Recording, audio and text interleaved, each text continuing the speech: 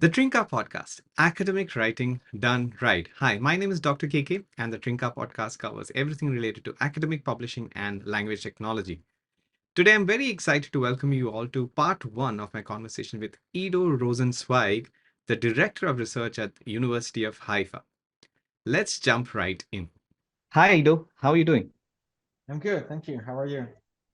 I'm doing well. So, Ido, for the purpose of our listeners, some of them may not know you. Could you introduce yourself and explain your background a little? Sure.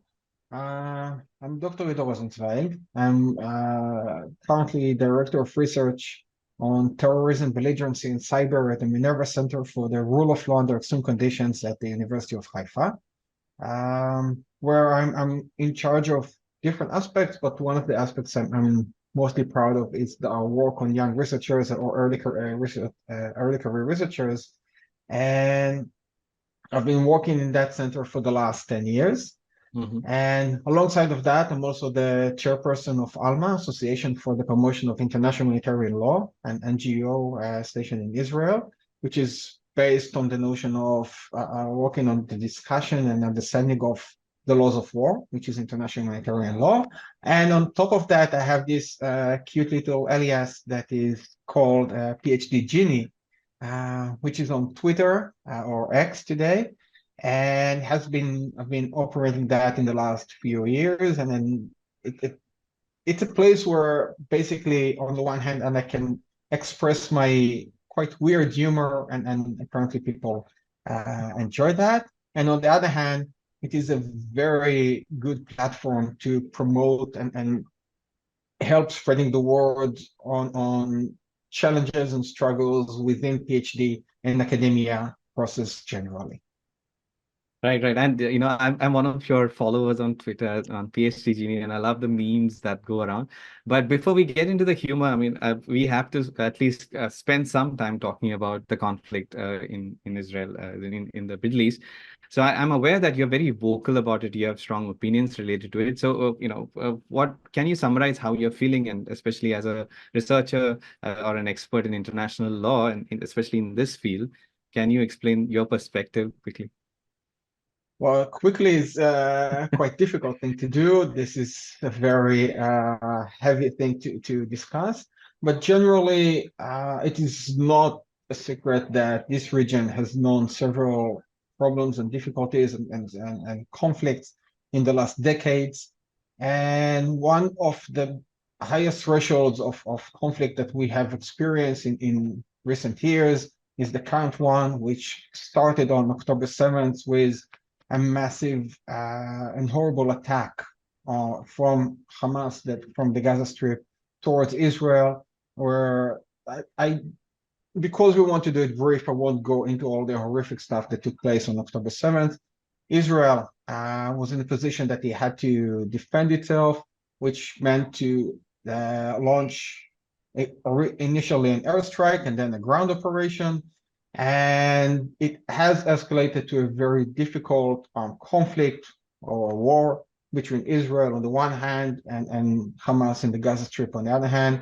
And in the middle, we have the civilians, both in Israel, which have been relocated or internally displaced towards the central of Israel. And in Gaza, we have the civilians who are basically trapped and cannot leave anywhere. And they are both civilians on both sides are the real victims of the Mm. situation.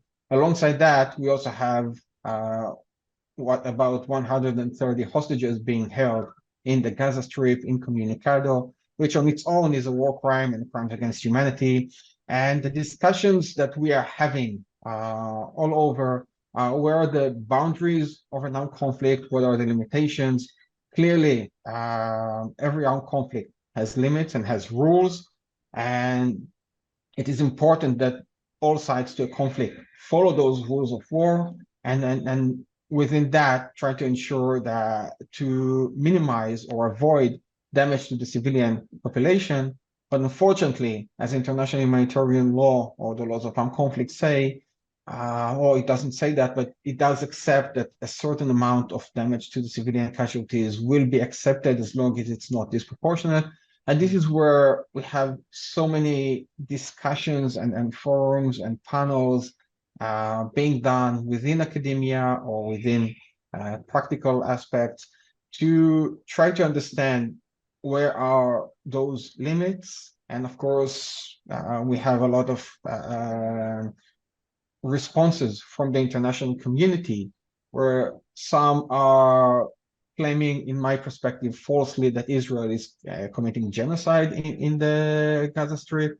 But on the other hand, there are real issues about humanitarian aid. There are real issues about famine going on in the Gaza Strip. So, and again, briefly, it's very, very rough thing to do, but we do want to not to focus on that topic too much. So I will say Right. that I do have several videos on my YouTube channel or the Minerva and Alma YouTube channels actually, and where I actually discuss these issues more thoroughly. And I do invite the listeners or the viewers to go and check those videos in order to get a better perspective of what it Right. means and what are the issues that are on the table. Mm. No, thank you for that. I didn't want to get into too deep, and it's a concerning matter, and I'm sure that it is not like suited for the conversation that usually happen on the Trinka podcast. But I still we cannot ignore it because that is the main thing that is happening Absolutely. in the world. So that's the reason. When a quick anecdote from my side, I recently attended a literary festival where I happened to find a colleague of mine, ex-colleague. So I'm a doctor, I'm an orthopedic surgeon, and somebody who I used to work with, who's part of Medicine Sans Frontiers.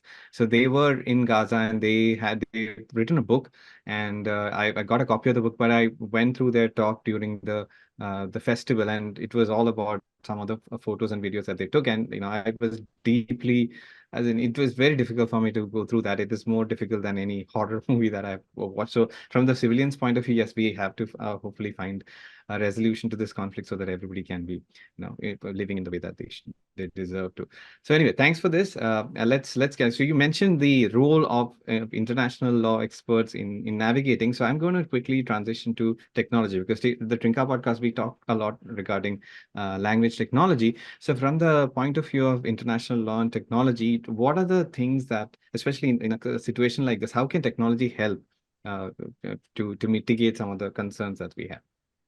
Well, technology, I like to say, I actually just wrote that as the last sentence of an upcoming paper I'm going to publish. Technology is a user-sensitive tool. Hmm. So it can help, but it can also cause a lot of distraction. It really depends how you use it. It can cause a lot of help because it can allow you to be more accurate. It can allow you to have more information, better intelligence. It can help you by removing humans from the dangerous areas. For example, one of my PhD supervisor in a very old presentation of his said that, well, one of the things that we can actually use technology is to bring through a drone or something like that a way to evacuate people injured from a battlefield without endangering the Hmm. medical persons. Right. So if you can do that, reduce the threat to humans in a battlefield, for example, but also different aspects and different ways. Definitely, technology can help in international law, in international humanitarian law, but it can also cause damage. And we can see cyber warfare, for example, is an issue which is not always related to actual warfare, but we have hacking, we have problems of this kind of stuff, this kind of approaches. So it really is a user-sensitive issue, and as anything, international law and technology goes together basically from day one. Communication and Hmm. standards are Right. all you can think of. I mean, part of the international communication, and it's all about standardization. And the way that we even have the internet is Right. based on those standards and the ability of both states to deliver and send emails to each other on the one hand, or even have standards or what is the charger of phones or Hmm. USB-C, and these kind of things are all based on international agreements and Right. international law. Right. Right. Right.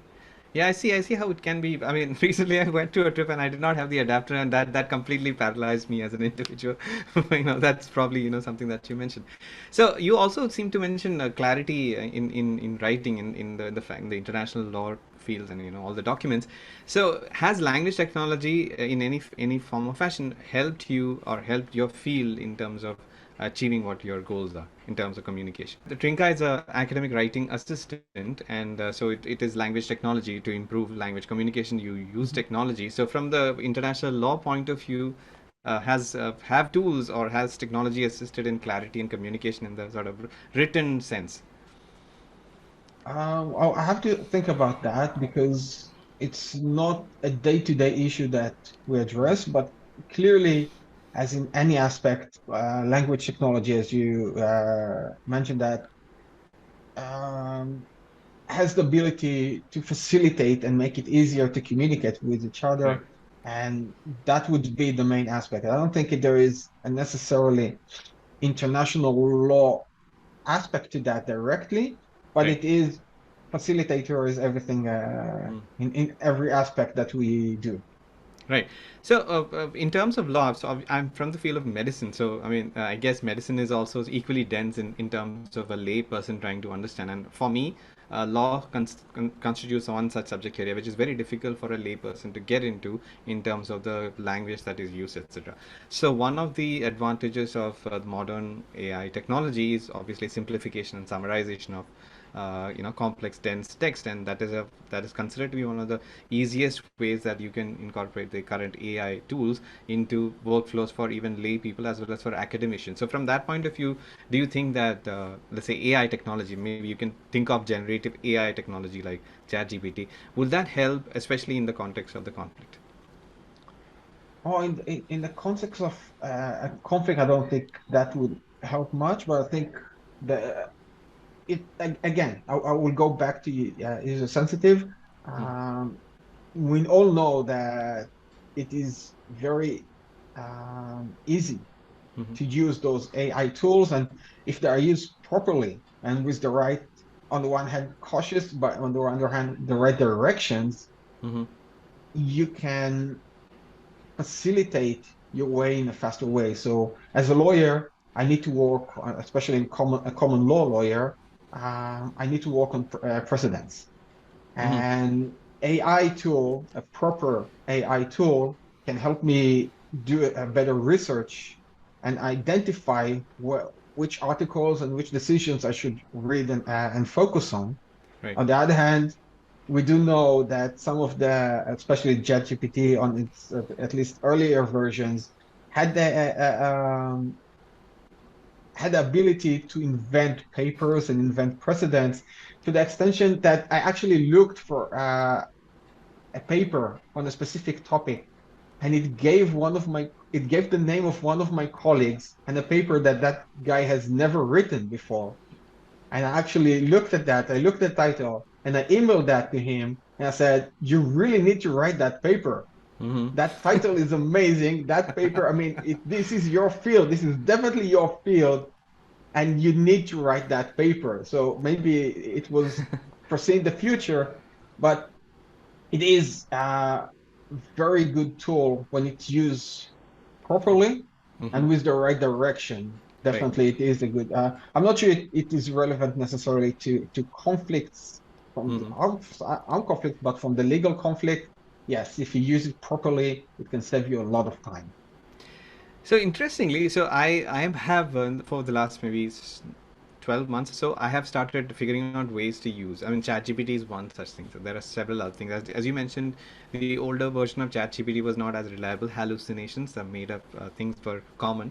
But then things have improved. There are dedicated GPTs and plugins, and there are other tools. And I also conduct workshops and touring webinars. I mean, touring workshops and webinars in terms of educating academicians on how to use technology. And one common question is always this: how do I use ChatGPT? So one of the things that I do is to use what I consider as or what the field considers as a reliable tool. And there is one tool that I recommend called Perplexity.ai.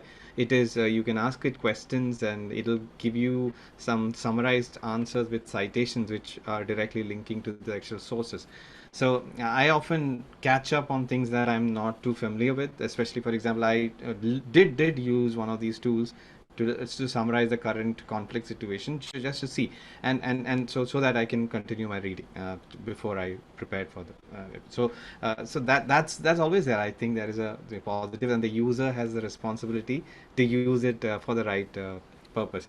So now that you mentioned you've not come across any, let's say, specific tools for, let's say, law, one thing I guess you might have seen it already. Trinka AI comes with academic style guides meant for legal purposes, and so we offer a document type for legal. Apart from academic, there's a separate type, and we are trying to add legal style guides, and there are several, obviously.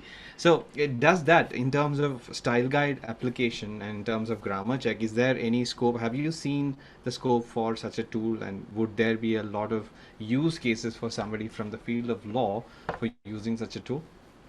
Yeah, I think the main use for that is basically to make your work more efficient.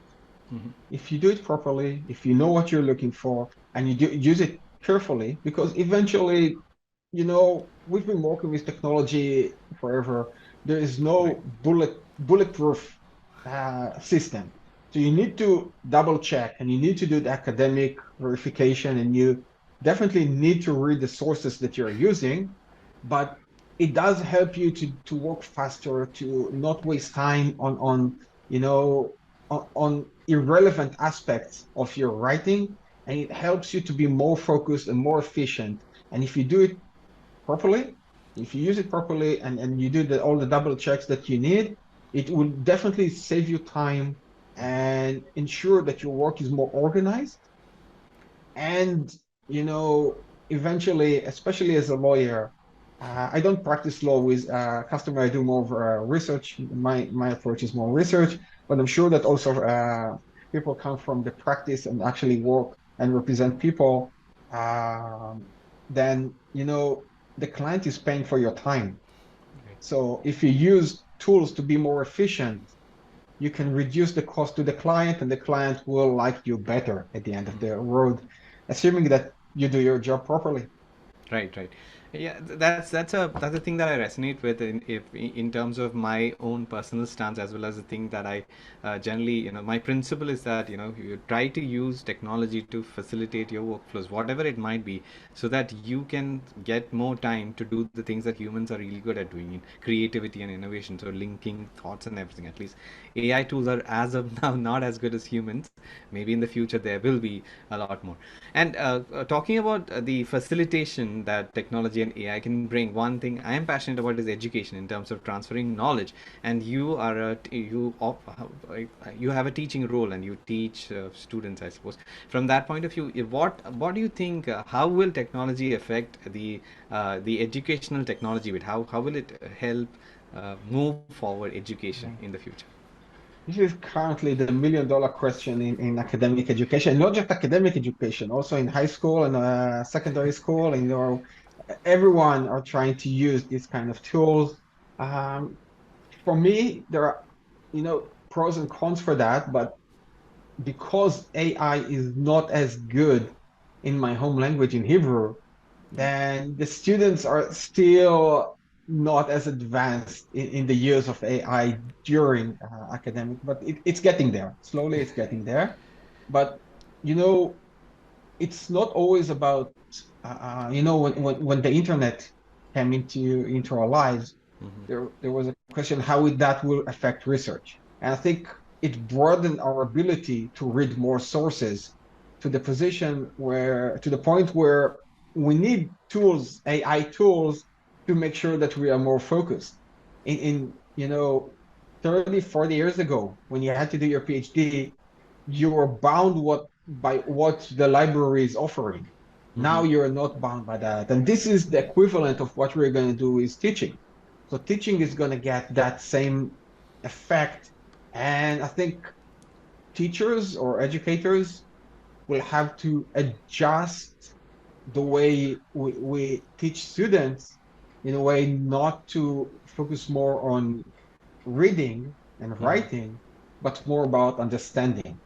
Right. And this is where the change is going to be. We need to be more focused on understanding and providing the tools to use Mm, AI tools in order to be more efficient, but to understand better what the mm, material actually is saying and to know how to differentiate between the quality input and all the rest of the input, which will be basically some kind of noise at some point. Right. So if I were to ask you and put a gun to your head and ask you, do you are you a proponent of, let's say, AI in education? Would you say yes or no? I would say, oh, first I would say, please put the gun away. And then I Okay. would actually say that um, it's inevitable. It Right. is a tool. It is going to be, it's here to stay. And you're either going to learn how to use it or you're going to become ancient and not relevant. And we always have I do that cyber research of my title. There always the question of the law of the horse versus the law of the sheep. And this goes back to an example of when the horse, um, Mm-hmm. you had laws of horse, and then the car came into play. So there was a question of what will be the change between people riding horses and carriage and people are using car. Would that actually make the laws change? And on the other hand, you have the law of the ship, and ship means actually SHIP, the law of the sea, and the introduction of the whole industry of travel in the sea. Would that make a change when you ship from one technology to another technology? So in the law of the horse, clearly the horse became unnecessary and irrelevant. But ships are still here, they are still relevant, despite the fact we have airplanes or whatever, they are still here and they are still relevant. And this is what I expect AI to be. It is still here and it is still relevant. So, if I were to ask you, would AI and technology help education? It's a yes or no question. You can expand on it. What would your answer be? Well, my answer is that we need to look at the impact that education will get affected by AI, or what the impact that AI will have on education. And on that sense, we need to understand that AI is here to stay. And we can, make the analogy to the old discussions about internet and then the question of the law of the horse versus the law of the sea, where, in the back days where the law of people used horses to ride and carrot and all that, and cars were introduced, there was a question of whether or not the law need to change from how you use and how you relate to movement by horses and versus to movement by cars. And clearly the law had to change. On the other hand, we've seen the same question on the law of the ship. And when we talk about ship, it's not SHEEP, but rather SHIP, which means the law of the sea and how we deal with international trade and etc.